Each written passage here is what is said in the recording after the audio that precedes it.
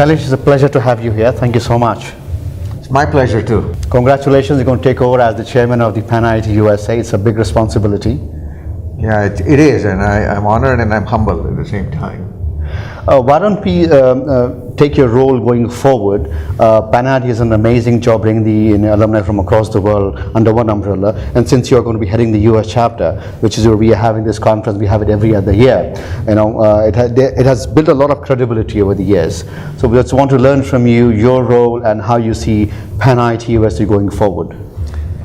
I think PanIIT is to me, when it started back in 10 years ago, and I remember I was one of the early ones to attend, and it has come a long way. It's a very unique organization in UA because we have the individual IIT organizations, alumni organizations, and we don't have a common IIT brand organization. And PanIIT can do a lot in bringing I think first and foremost priority they've been working on is to how to build and leverage IIT brand. Secondly, when I meet with Bombay IIT people where I graduated from, I only interact with Bombay IIT people. Now I'm lucky enough to live in Silicon Valley, Bay Area, where there are so many other IIT students are there, and I come across, because of my nature of my business, a business plan from somebody who's from Kanpur IIT or someone from Delhi IIT. But you don't get to see other IITians, and they're very smart. Like this trip, it's just this afternoon. A young gentleman came over to me and said, Shailesh, nice meeting you. And I said, fine, nice meeting you. And it turned out to be that what he is doing, I'm far more interested in. He probably just wanted to introduce me, and I was really more eager to know him rather than he's being, and I took his business card. And so that interaction, that networking among the IITians, this kind of a conference, only PanIIT can do. And where people from all over the world, from all the IITs can come in. And also, we need to build a IIT asset, the database, the networking, the dictionary. And how can we help the newer IITs, or younger IITs should I say, where they don't have the kind of head start, the so-called Big Five. And again here, PanIIT can play some value-added role. I want to take one step towards your alma mater, IIT Bombay. I was just speaking earlier to the director of the IIT Bombay. You have contributed to building the Shailesh Mehta School of Management at IIT Bombay. When you go there and you see the young generation coming up, and you have been investing for the last decade or so, cross-border investments, what difference, Shailesh, do you see? Are there some commonalities between the young generation that is here in Silicon that we meet every day compared to the young generation coming from there? More focused towards entrepreneurial journeys, startups. Actually, this is a great question, and I'll tell you why. Because it's and if you don't mind, why I first of all chose to contribute to IIT Bombay to create a business school. And I'll take a minute to give you, and then I'll go back to your question. In my own career, when I graduated from IIT and we came to US straight and started my professional career, the challenge I encountered, and at this time the glass ceiling was not broken as well as it is today. In 70s, people in my company thought I was bright. Any difficult problem I can solve. And I was highly respected as an intelligent, but they did not know whether I can manage. They felt like, can you really manage people? And that's a different set of skills, soft skills, communication, leadership skills, how to avoid union or how to collectively bargain with union. So this became my handicap in a way. I recognized it and I said I have to deal with it. If I want to move from a permanent staff type jobs, going all the way to staff to the CEO, to become a CEO. And to do that, I went through, believe it or not, I had to improve on my pronunciations.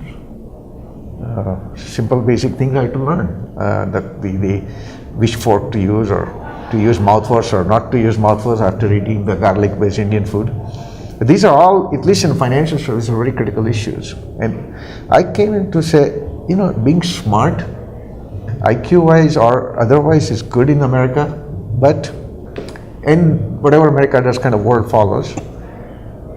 But your communication skills, how you interact with people, your soft skills are equally important. So that led me to say, let me go back to Bombay IIT and help people there. That look, IIT gives you solid quantitative skills, problem solving skills and so on. But if we create a business school where we teach you soft skills, marketing, organizational behavior, and some other skills, you are better prepared to lead rather than follow. In the earlier days, with those powerful people where I have to convince that we need to have a school of management on campus, I wanted to call the school of leadership. And they were not comfortable with that. I wanted to put the courses on more strategic thinking. And they said, no, we're at engineering college, we want to put courses in production management. They wanted to create middle managers. They wanted to create people who, supervisors or 2-3 levels above, but not leaders. So you have to strike some compromise, and we made some adjustments. So those days, the School of Management students that came, more like a technical management, production management. There is coming back to your question, big difference I see, and I go there almost every year. Actually, I go every year. I'm on the advisory board. And one of the things in most demand when I go there is the faculty and student both want me to give a lecture, and then we interact. Sometimes it goes so long that we have to stop it. The students now in India are no different than the young people in America. They want to succeed. They want to build companies. They see so many role models from India and US of the successful Indian CEOs, whether they will say, I want to be another Narayan Murthy, or whether I want to be another, Shailesh Mehta or Suhas Patil or whatever, or Bharat Desai, but they really want to they're much more interested. I would say it should now call the School of Entrepreneurship. So there is a vast difference I'm seeing. The only thing is that it's becoming too much this way. So I have to temper them, because they're only looking for, can I get a job in consulting or American company, or can I get, at McKinsey or a Wall Street bank. So there is some of that, but I would say that very few are talking about going and becoming a production manager or a technical manager. They really want to take risk. A lot of effort have been gone into trying to create accelerators, so-called the startup ecosystem, and you've been involved in investing for the last decade or so. When you look at investing with Indian entrepreneurs, the emerging entrepreneurs, don't you see that there has to be an education in a way where people are prepared to understand the vertical and the industry better, to be willing to risk because they see the huge potential later on by sacrificing a big salary for a big corporation now. So when you invest, what do you see in this? Well, what I think that the one thing in India that is different than when I invest in Valley is the culture. For example, the culture of option is very big in Valley rather than cash salary. In India, the culture of cash salary is much more important than the option. So in this particular area, it's a family background or whatever, that it's how much money you are making is much more important for them than how much equity you have in the company. That's one big stark difference, which is changing. definitely changing, but it's partially the family pressure also. Because in India, the education followed by job, followed by marriage. And an educated unemployed is a failure. So it is very important that can you afford a family life. And if you don't make that much money, then I don't care about what's the upside. From a cultural side, I see that happening a lot. And that's why many capable people also look for a stable, high-paying jobs in a multinational or a financial services. So say, okay, if you're a vice president at Citibank, guaranteed a good kanya or girl from the background. Then if you're saying I am a startup and I'm, have a little office in somewhere, Goregaon or whatever, but how are you going to make a living on this? So there is a little bit of bias towards big company in some cases, but definitely cash.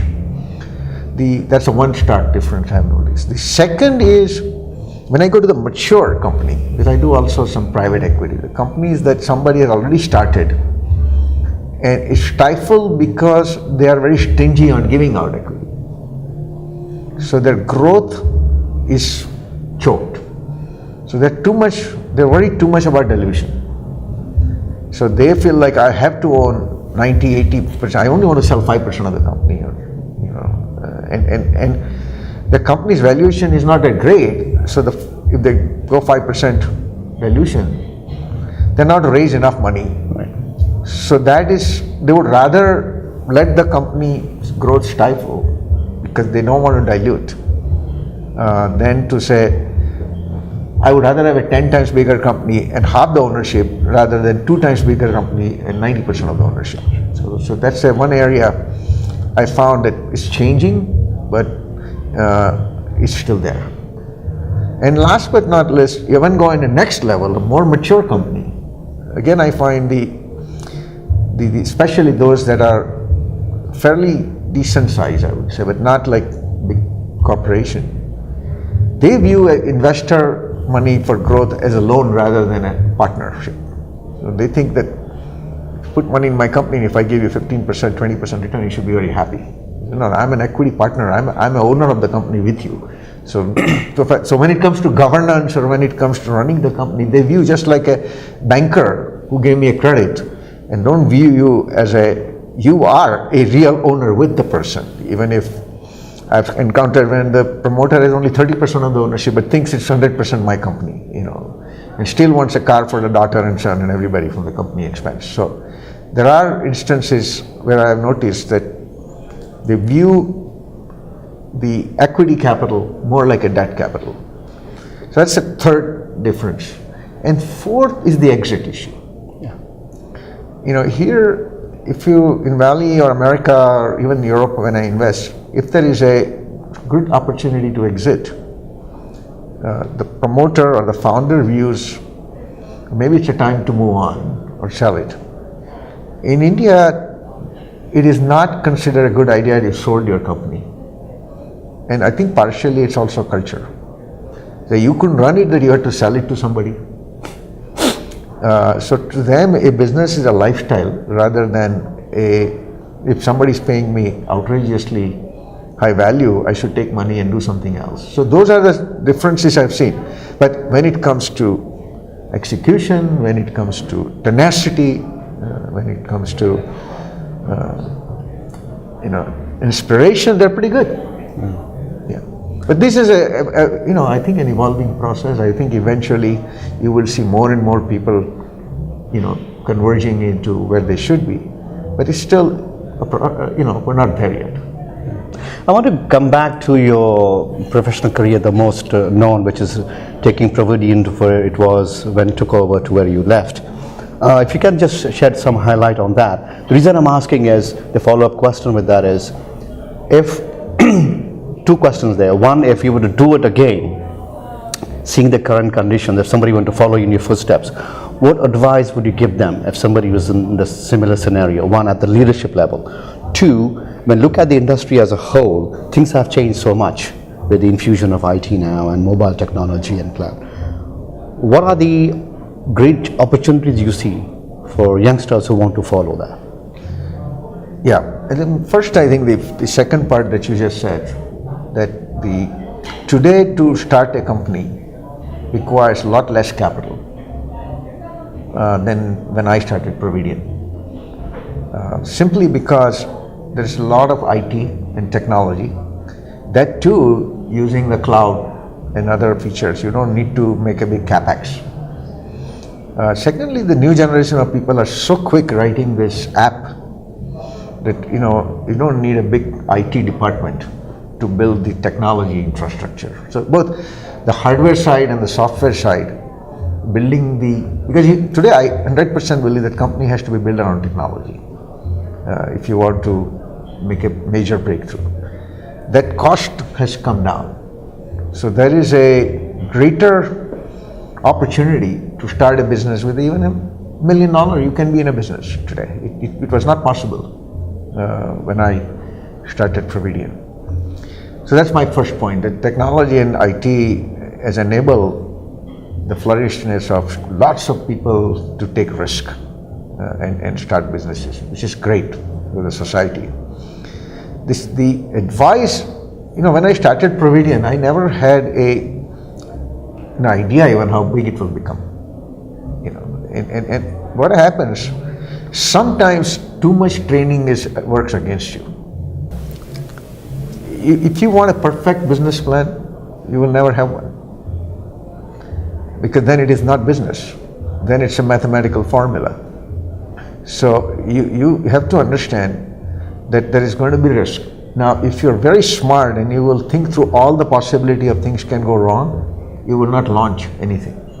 Because you will say, oh, so many ways it can go wrong, then what do I do? So the odds are, you will say, stacks against me. So what do? You don't start. And if you don't start, then you don't build a company. My belief is that it's not how good the business plan is, it's the passion, and at least you know the right area or product or service you have found. And then the market or your own implementation will give you feedback. And that feedback you incorporate and you keep shifting your strategy. You keep shifting until you hit the right formula. There are going to be adverse situation coming. So I say, if somebody is starting a company and if somebody graduated from a big Ivy League university, give me your 3-year projection. I said, to me, when I started my company, our institutional investor asked me, give me your 3-year plan. I said, I don't know my 3 months plan. I don't know what I'm going to look like. You want 3 years plans? What do I give you? I'll give you a bunch of numbers that will make you happy, but doesn't mean it's real.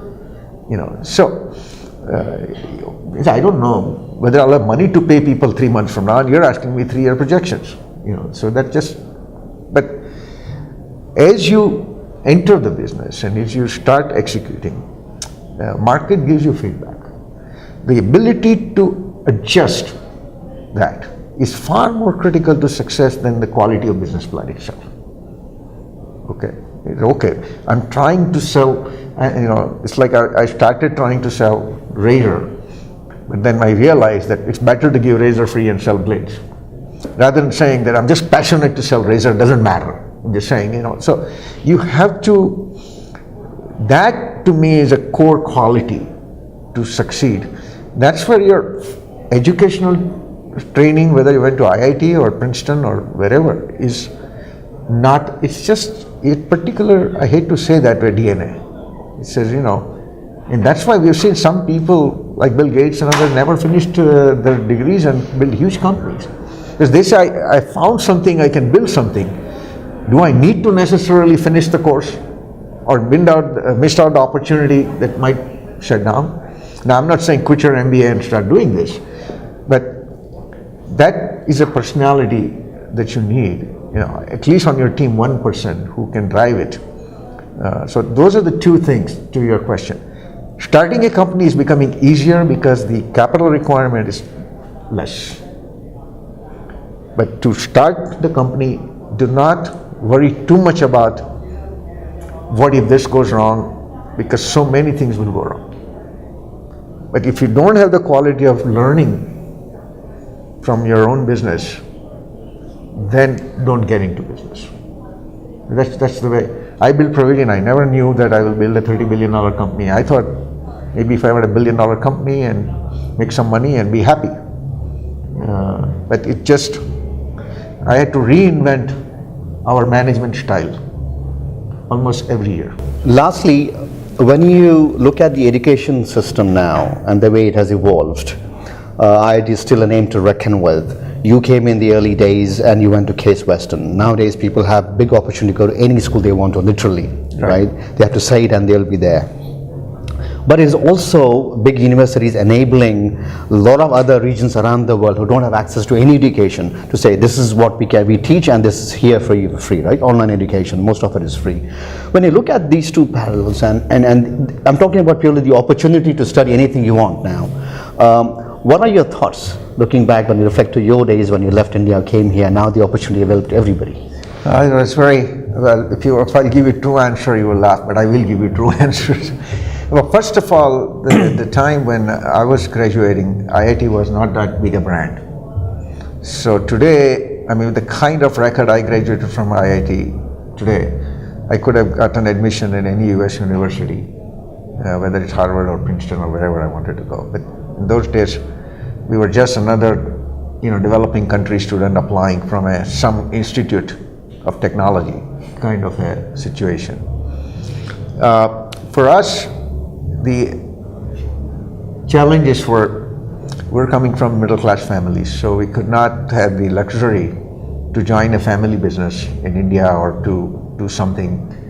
The way government of India work, you can have a capital to pull a rickshaw, but you cannot have a capital to start a factory because the loans were not available unless you're a farmer or a laborer. So the capital wasn't there. The big corporation in India had a salary structure that will be permanently, in my opinion, was a bondage type. So we have to get out because, even today, government of India has a salary cap, and that's good for the big industrialist because they said, look, I'm not capping your salary, government says, but he keeps all the equity and profit. So for him, less salary he pays you, more profit he makes. It's just a political issue, so he can delete. My point was that I want to go to US. I was fascinated by the American experiment, but I did not know much about US. So only thing I knew that I need graduate assistancy for some scholarship. So I'm not going to be picky in which university I want to go. I was picky about which university will give me the graduate assistance scholarship. And so Case gave me the most comforting offer. I had a little offer from Berkeley, but there was one semester but no guarantee for the second. So I chose Case. So my idea of coming to US was, let me go there, let me study, and then I will work for a while and build a little pool of capital. And I always wanted to start something. And then I will come back to India and start something. Because I had no way of getting bank loan to start. My family did not have boatload of money to say, go build something. So that was the goal I had. I did go back for 4 months in India in 1975 to settle in India. But I came back because we had an emergency going on there. And everybody said it's a great time to get out of the country rather than coming back to the country. Because nobody knew where it was going to end up. So I came back, and from the very beginning I said, as soon as I have some capital, I will start a business. Easy or better benefit is it now because of technology and universities opening up? So literally anybody from Ghana to Bangladesh, anybody else could have access to some element of that education. Yeah, there's a lot of talk about online education and online courses. I think there are two components. There's a skills development, and I think that's easy today. If I want to learn, how to calculate NPV, I don't need a professor. I can go online and study. So, from a skills development point of view, education is now universally available, or as more and more courses are put on internet. Now, will that eliminate the role of universities, or will that eliminate the role of physical classroom? I think physical classroom to me is more of networking, more interpersonal skill, more interactive. That I don't know how you can do it via internet. This online thing is a very good thing happening, but I don't think it should replace, but it should augment. We should get a good skills training, because sometimes the best professor's course may be available online. That's better than someone doesn't have a good professor in particular subject. But we do need human interaction as well. So it has to find a happy medium. No, thank you, Shailesh, for your time. I really appreciate it. Thank you, and I hope it is helpful to my IIT fellows. I'm telling one thing, I just tell the way it is, no spin.